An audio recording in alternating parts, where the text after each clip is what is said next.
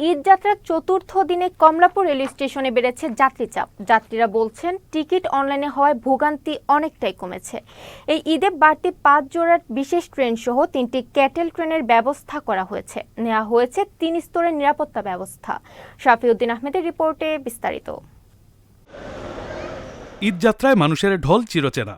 গত বছরের মতো এবারও ঈদের লম্বা ছুটিতে ঢাকা ছাড়ছে নগরবাসী। ভোগান্তি কম হয় যাত্রীদের প্রথম পছন্দ ট্রেন যাত্রা। ঈদযাত্রার চতুর্থ দিনে কমলাপুর রেলওয়ে স্টেশনে বেড়েছে যাত্রীর চাপ। একদিকে পরিবারকে সঙ্গে নিয়ে ঈদ করার আনন্দ, অন্যদিকে হাটে গিয়ে পছন্দের পশু কেনা। সব মিলিয়ে উচ্ছ্বাসের কমতি ছিল না যাত্রীদের মাঝে। নানুর সাথে ঈদ করতে যাচ্ছি। কি যাচ্ছ? আবি আর আমার আব্বু।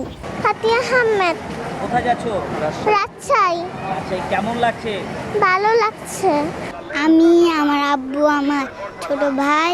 যানজটে যেন না পড়ি, বাচ্চা কাচ্চাদের স্কুল বন্ধ, আগে ভাগে যাওয়া আর কি, কিছুদিন ঈদ কাটানো সবার সাথে। আমি অনলাইনেই টিকিট কাটি, অনলাইনে আমার কোনো ভোগান্তি হয় না। শুধু এইবার ট্রেনের টিকিট পাইতে সমস্যা হয়েছে, 5 দিন আগে থেকে ট্রেনের টিকিট ট্রাই করতে করতে আজকে পাইছি। আলহামদুলিল্লাহ ভালো, কিন্তু টিকিট চাচ্ছি 2টা, সিট দিতেছে একটা, এইটাই হয়েছে একটু খারাপ বিষয়। খুবই ভালো লাগতেছে, যেহেতু দীর্ঘদিন পর ফ্যামিলির পরিবারের সবার সাথে ভাই বোন আত্মীয় স্বজন যারা আছে সবার সাথে দেখা সাক্ষাৎ হবে, এইটাই হলো সবচেয়ে বড় কথা। সবাই মিলে যাচ্ছি, আমার ছোট মেয়ে বিদেশ চলে যাবে, তাই সব ভাই বোন মিলে, আমার ছেলে মেয়েরা মিলে সবাই দেশে ঈদ করতে যাচ্ছি। এবার বাড়তি 5 জোড়া বিশেষ ট্রেন সহ 3টি ক্যাটল ট্রেনের ব্যবস্থা করা হয়েছে। নেওয়া হয়েছে বিশেষ নিরাপত্তা ব্যবস্থা।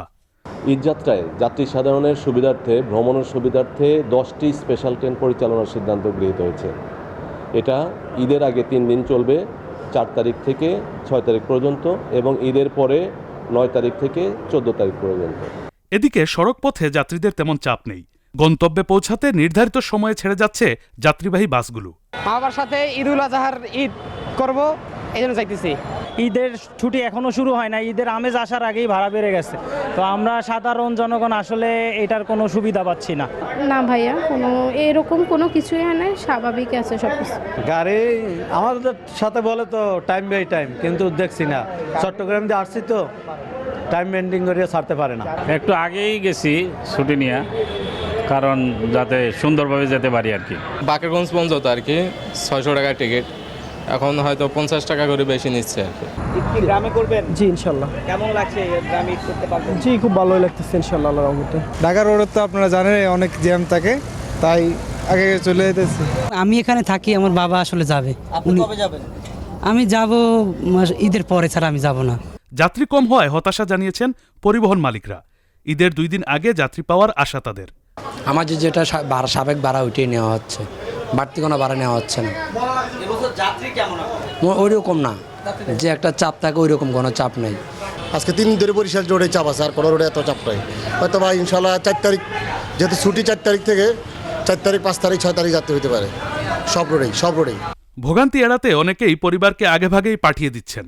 তবে শিডিউল বিপর্যয় না থাকায় সবার চোখে মুখে যেন স্বস্তির ছাপ। শাফিউদ্দিন আহমদ, চ্যানেল এস, ঢাকা।